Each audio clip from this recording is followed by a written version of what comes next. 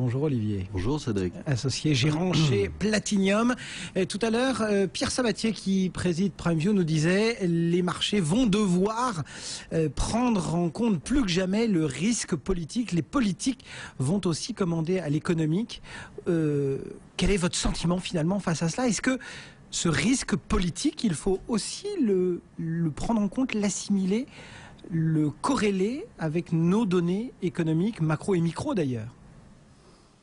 Les politiques décident de la macro, ou en tout cas bénissent ceux qui en décident. Donc politique aujourd'hui, c'est assez amusant d'ailleurs parce que à peu près tous, partout dans le monde, ont choisi la même stratégie. Donc toujours la stratégie qu'ils ont mis en place en 2009, c'est-à-dire on met les choses désagréables sous le tapis et on continue la fuite en avant. C'est-à-dire qu'on imprime à tour de bras et on continue la fuite en avant. On voit ce que ça donne. Aucun problème n'est réglé. L'Espagne se rappelle cruellement à nous. Après une petite détente sur les taux d'intérêt, après l'injection par Mario Draghi de 2 fois 1 trillion, on se retrouve à la case départ, c'est-à-dire avec des taux qui se tendent en Espagne, en Italie, etc. Et avec toujours la même problématique. Alors j'ai entendu maintenant tous les politiques et pas que français, mais tous les politiques qui disent aujourd'hui, écoutez, on a le choix entre 2 politiques, la politique d'austérité ou la politique de croissance. Seul problème, c'est que la croissance, c'est pas une politique. C'est-à-dire que vous pouvez pas décréter la croissance comme ça, quoi, si vous voulez. Vous pouvez aujourd'hui décréter une cure d'austérité, ça oui, mais décréter la croissance, non. Ça n'existe pas. Il n'y a pas des mesures politiques aujourd'hui, selon vous, qui pourraient inciter, conduire, améliorer, favoriser la croissance? Mais non, mais parce que c'est trop tard. C'est trop tard et c'est mondial. Donc la croissance, il va bien falloir qu'elle vienne de quelqu'un. Il suffit pas de produire et après il faut vendre. Or aujourd'hui, vous vendez à qui? Vous vendez à l'Espagne qui est en récession, comme il n'est pas possible. Vous vendez à la Grèce qui est en récession. Vous vendez à qui? À la Chine. Vous vendez comme les Allemands. À la Chine qui est en plein ralentissement, aux Allemands, quand même, ça reste un beau marché, qui ralentissent aussi, et les Allemands ils consomment pas, donc vous leur vendez pas à eux, donc vous allez le vendre à qui? Aux États-Unis, qui sont en pleine forme, comme chacun sait. Vous me faites le coup toutes les semaines de me dire que les États-Unis ça va très bien. Donc, vous aimez bien caricaturer. Moi, je vous dis que ça va pas, et donc voilà. Enfin, vous avez aujourd'hui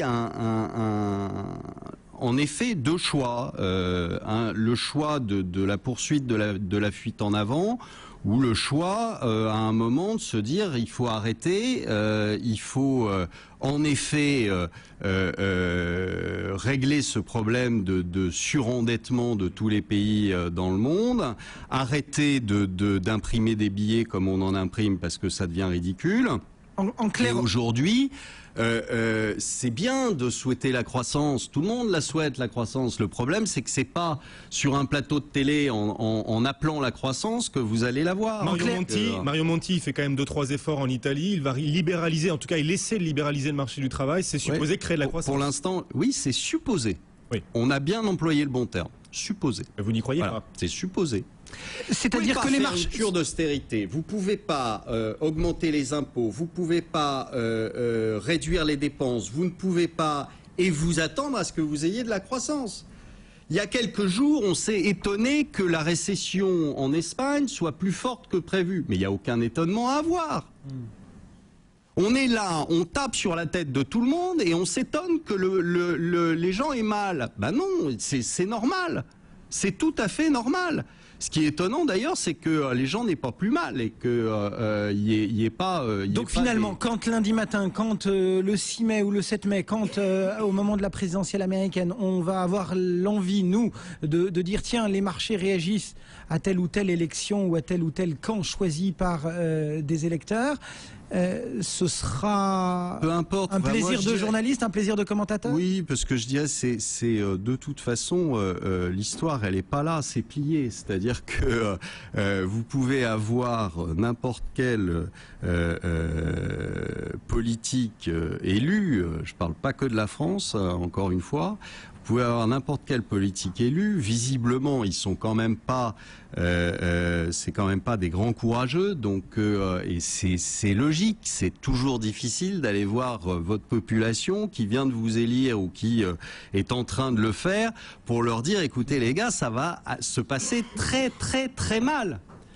C'est pas possible, donc vous le faites pas. Donc vous choisissez toujours la même solution qui est la fuite en avant parce que c'est quand même beaucoup plus pépère et beaucoup plus tranquille. Toujours est-il que les États-Unis, par leur politique, ont réussi à relancer la croissance plus que l'Europe. Mais non, Olivier, mais si. c'est faux.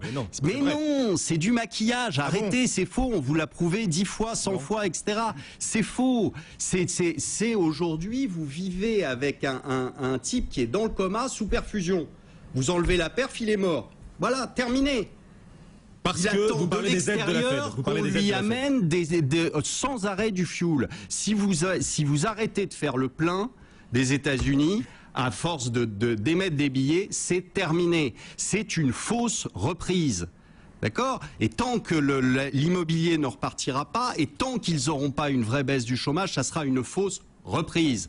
Donc, n'imaginez pas que Bernanke est un génie et qu'il a fait en sorte que les États-Unis repartent. C'est faux.